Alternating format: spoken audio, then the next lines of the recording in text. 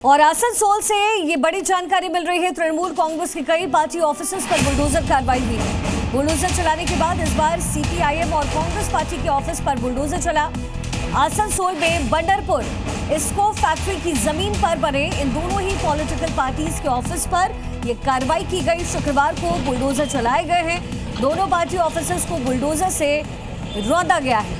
बंडरपुर factory के अधिकारियों ने कहा कि कई नोटिस देने के बाद पार्टी ऑफिस नहीं हटाया गया, इसलिए फैक्ट्री के अधिकारियों ने उसे बुलडोजर से गिरा दिया।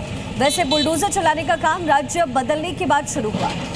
राज्य में जो सरकार बदली है उसके बाद ये कार्रवाई शुरू हुई है। आसनसोल में तृणमूल कांग्रेस और दूसरी पॉलिटिकल पार्टीज के ऑफिस पर भी बुलडोजर चलते नजर आए हैं। अब सीपीआईएम के ऑफिस पर बुलडोजर कार्रवाई की गई है, ये बड़ी जानकारी। कांग्रेस दफ्तर पर भी बुलडोजर एक्शन हुआ है। आसनसोल में बुलडोजर एक्शन किया गया। सीपीआईएम दफ्तर पर यह एक्शन हुआ है। जहां एक तरफ अवैध कब्जे को लेकर के लगातार कार्रवाई हो रही है, उत्तर प्रदेश में भी इसी तरीके का एक्शन हो रहा है।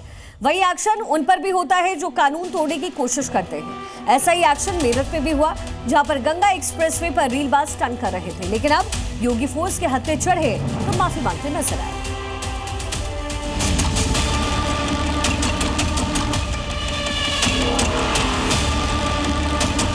केजीएमयू परिसर में मौजूद 6 मजारों को लावारिस घोषित कर दिया गया है। कभी भी इन पर बुलडोजर की कार्रवाई की जा सकती है।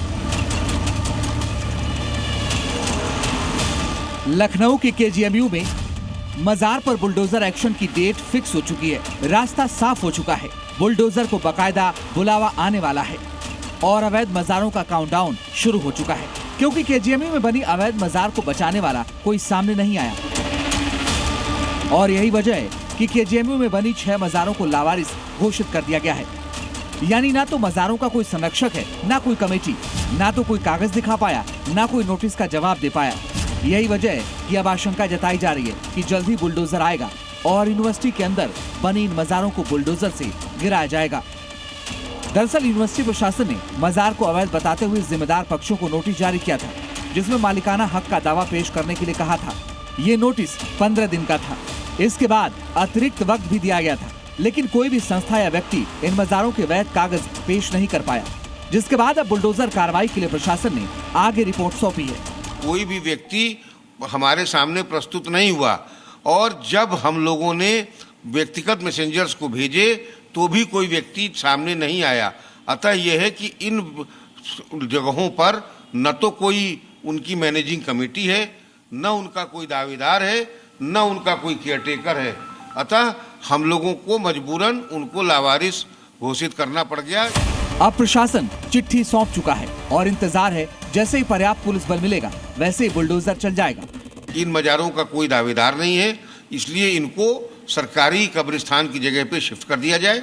शासन को अवगत कराते हुए पुलिस फोर्स मांग के इनको शिफ्ट करा दिया जाए। और हमने कुल सचिव को 12 तारीख को चिट्ठी भेज दी है और वो शासन से कोऑर्डिनेट करेंगी और उसके बाद जैसे ही हमें पर्याप्त बल मिल जाएगा हम लोग इसको शिफ्ट कराएंगे। ये वही रिपोर्ट है जो रिपोर्ट कमेटी ने सौंपी भेजी जी। इसी रिपोर्ट के आधार पर अब वहाँ पे कार्रवाई की जाएगी। जरूर।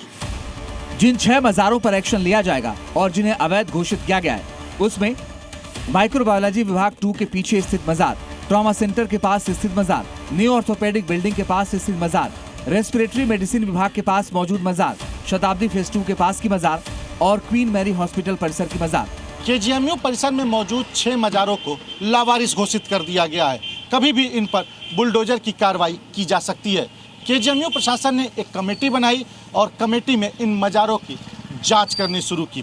केजीएमयू प्रशासन की तरफ से ये भी कहा गया है कि यह मजार अवैध तरीके से अतिक्रमण करके बनाई गई है। दरअसल ये मजारें यूनिवर्सिटी की जमीन पर बिना किसी अनुमति, दस्तावेज या कोर्ट परमिशन की बनी थी, जिसे लेकर रुकावट, पार्किंग की समस्या की शिकायतों की बात की जाती थी। लेकिन अब जल्दी ये सारी परेशानी हल होने वाली है। ब्यूरो रिपोर्ट, जी मीडिया।